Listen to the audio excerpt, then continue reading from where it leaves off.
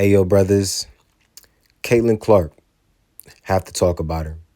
Caitlin Clark is becoming one of the most polarizing figures, not only in women's sports, but in the sports world in general.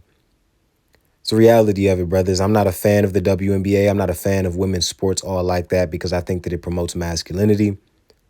I think that sports in general, the essence of it is, especially when it comes to like competition, head-to-head competition like basketball or football, soccer, wrestling, things of that nature, it truly is an ensample of war. It's a metaphor for war. It's poetry in motion for war, symbolic with war. That's the reality of it. And do you really want women having all that excess testosterone pumping through their system in a society where they're already trying to compete against men? We have to ask ourselves, do we really want women's sports to rise?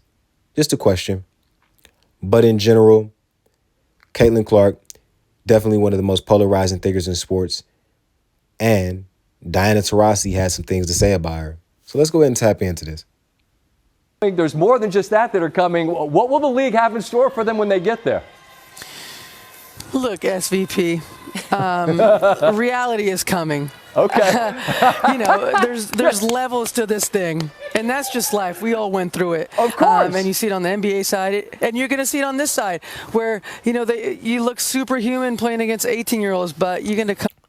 And brother, something we have to understand is when Diana Taurasi says she's in for a surprise and things of that nature and reality is coming. She didn't say in for a surprise, excuse me, but she did say reality is coming. A lot of that is due to lesbianism.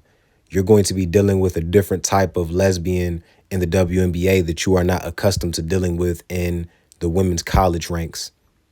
Women in college are 18, 19 years old, 20 years old. They're still learning about life. They're still experiencing life, experimenting, learning what they like and things of that nature. They're not sure if they like boys or girls yet. They're figuring themselves out. They're finding themselves. A woman in the WNBA, they're grown women. These women have wives. They're married. Some of them have been through the divorces already. They've lived real life. So you're dealing with grown people. You're dealing with people that have more wisdom than you, more knowledge than you. They have a higher level of perception and understanding. They can sell salt to a slug. And especially when a girl like Juju Watkins enters the WNBA, they're going to be looking to turn her out. A woman like Skylar Diggins, from day one, they were trying to turn her out. And that's what happens in the WNBA. There is a lesbian, lesbian energy that is strong, that is emitted by the WNBA. With some grown women that have been playing professional basketball for a long. Like, even look at Diana Taurasi. Diana Taurasi has a masculine persona, a masculine image essence. That's what she tries to exude, even down to her voice. She's speaking deeper. Her voice is deeper. Let's just understand that, man. The WNBA promotes masculinity inside of women. Time. Not saying that it's not going to translate, because when you're great at what you do, you're just going to get better. But there is going to be a transition period where you're going to have to give yourself some grace as a rookie. Definitely, there is a transitionary period where you have to learn the league. And honestly, it's going to come down to who she's coached by. In general, I think that Caitlin Clark is going to transition to the league very well, statistically. The problem is she going to learn how to win? In general, you have to learn how to play team-oriented basketball. And I'm not saying she doesn't know how to play team-oriented basketball. What I'm saying is, on a high level, you have to be a leader in the locker room in more ways than one. I don't know if Caitlin Clark is ready to be a face of a team, an organization, and the face of an entire league. The WNBA is pitching its star to the wagon that is Caitlin Clark. If Caitlin Clark does not pan out to be what she's supposed to be in the WNBA for whatever reason, the WNBA is good, is dead. It's done with. And, it might take a little bit longer for some people.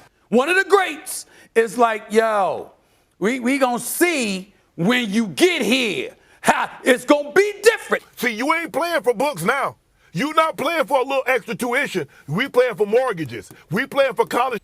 Yes, and that's the biggest difference between a college basketball player and a WNBA basketball player. They are playing for different reasons. They have a different purpose. They are playing for lifestyle. They're playing for money. That's a huge difference. A lot of the college players, most of them are not going to make it to the league. College is as far as they're going to go. The WNBA players, they understand every year there are new draft picks coming in to take their spot. So from 1 through whatever 15 down, they're going to be looking at you as competition because that's exactly what you are. Caitlin Clark is coming in the WNBA to take someone's spot. Angel Reese is coming to take someone's spot.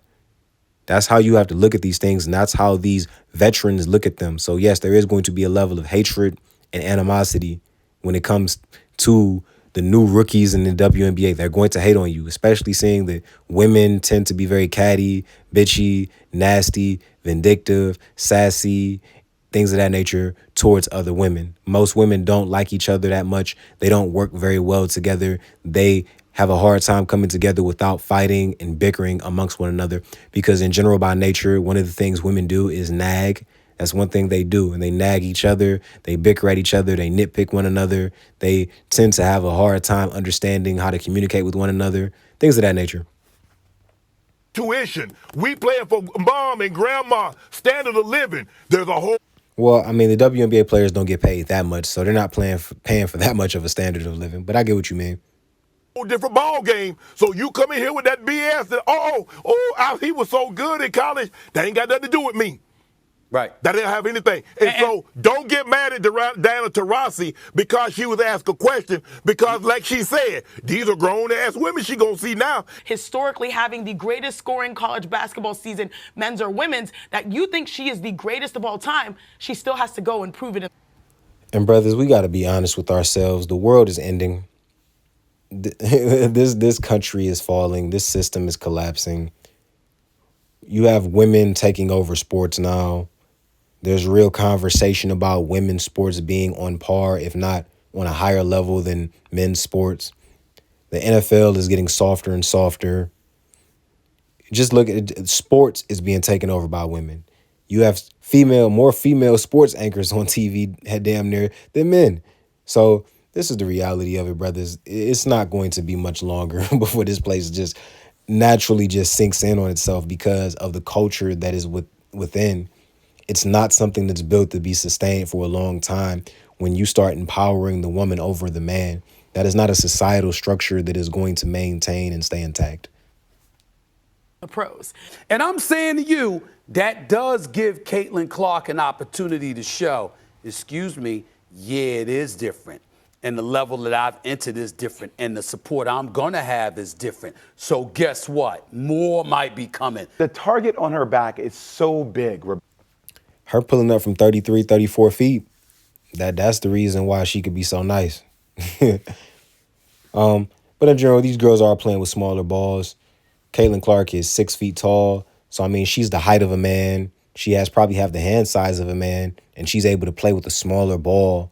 And she's able to shoot closer because the WNBA line is not as far back as the NBA line. So she should transition pretty well. It's so big. I mean, we are talking about her every single day. How much? Y'all are talking about her every single day because the media is no longer engaging in real research, real investigation. The mainstream media is just about what's hot at the moment. It's not much difference between what the mainstream media does and what TikTok does or what Twitter does or social media does. It's not much difference anymore. Y'all are doing the same exact thing everybody else is doing. And everybody else doesn't have to be put into a box when it comes to what they can and cannot say because they're sponsored and backed by corporations that really control and run society. Do you think WNBA players are looking forward to the opportunity to go against Caitlin Clark next year? If they're real competitors, they are, yes. Well, certainly they are. And the one thing for Caitlin that is really going to translate, her offensive game is going to translate to the WNBA. Her logo threes, her ability to pass. You know, people talk a lot about how the defenses she's going to. Yes, she is going to face a lot of hardships. when it comes to defense. She's not going to be able to guard everybody, and that's what's going to separate her from everyone else. And I forget the name of the young female that was guarding Caitlin Clark during that South Carolina game, championship game, but man, she can expect a whole lot more of that. I think her name was Raven Johnson. She could expect a whole lot more of that in the WNBA, and that girl is going to be drafted into the WNBA for sure.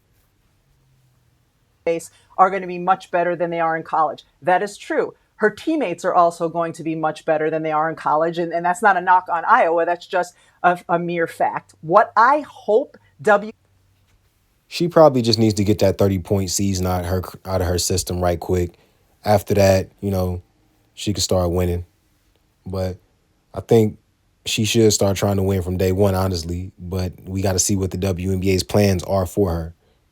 That's the reality. Are they going to let her just have full control over the league and just let her jack up a bunch of shots, or are they going to make her play in the system? But anyways, brothers, I'm going to sign out of this. I think we get the point.